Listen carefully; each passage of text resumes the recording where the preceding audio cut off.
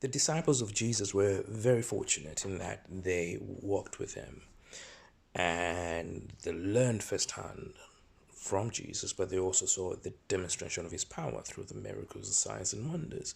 But what's really interesting about them is they were so quick to forget who Jesus was, or rather what he was capable of. I mean, let's take, for instance, the feeding of the 5,000. That happened. But you see, a chapter later, there was almost the same situation where they had over 4,000 people. They had 4,000 people, men, uh, and they needed to feed them. And they were like, well, where are we going to get the bread? Hang on a second. Didn't Jesus just multiply bread and fed 5,000? Now you're buckling over 4,000? And there was another incident where they were in the boat and the seas, there was a storm in the sea, and Jesus woke up and calmed it. And then there's that other scenario where Jesus walked on water. There was a storm as well, and they were panicking. Okay, granted that Jesus wasn't in the boat with them, nonetheless, they panicked. But you would think they didn't have faith, but thinking about it, is that not a lot like us as well, where we've been through one situation and by God's grace and by his love and his kindness, he's taken us through that. When we come to the next situation, we cry out as if we are hopeless, like as if there's no hope, forgetting that Jesus is still there and he will take us through. And that's a lot like us as well. But here's the thing about the disciples that I've realized is it's only after Jesus came back from the dead that it clicked in their head that who he really was. They knew about it, but now they knew about it. I mean, Peter says that you are Jesus, the son of, the Messiah. But the fact that they realize who exactly the Messiah is,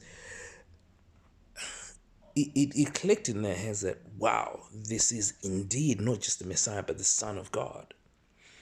They went out with renewed energy and faith and met even worse obstacles. No, it wasn't just the storms, but it was being imprisoned, being beaten, being killed. But they never were. They never moved back. They never were discouraged with all of that because they had that realization of who Jesus is. And maybe that's for us as well. Maybe we need to get to a point we realize that Jesus is just not a story, that Jesus is just not the Messiah, or Jesus is not just the Christ, but he is the Son of God who died for you and me, so that we could have life and life in abundance. And maybe if we got to that point when the tests and the trials come, we will very readily look to Jesus because he's the one who will take us through.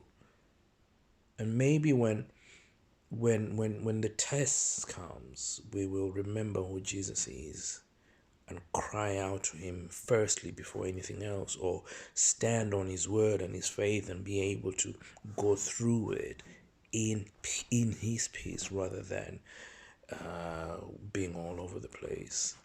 Just thought I'd share this, that maybe that's all we need to do, have the picture of who Jesus really is. Matthew 28:20, and he says, I am with you to the very end. He's not going to forsake us. He didn't forget us. He didn't forsake us at the last situation.